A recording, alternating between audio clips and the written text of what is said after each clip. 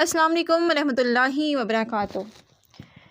रिश्तों में थकावट की पहली निशानी खामोशी है।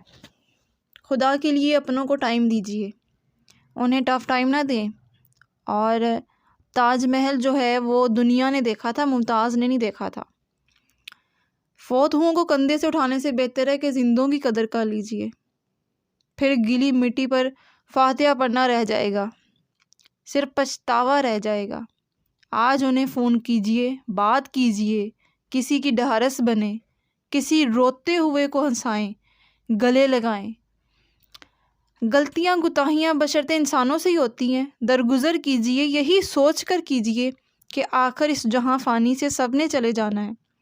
तो बजाय इसके कि हम उसके बाद फातिहा ख़्वानी करते फिरें उसके लिए, क्यों ना अभी दो बोल मुस्कुराहट के मोहब्बत के मोहब्बत के साथ फ़ोन मिला लीजिए, घर चले जाइए, बात कर लीजिए।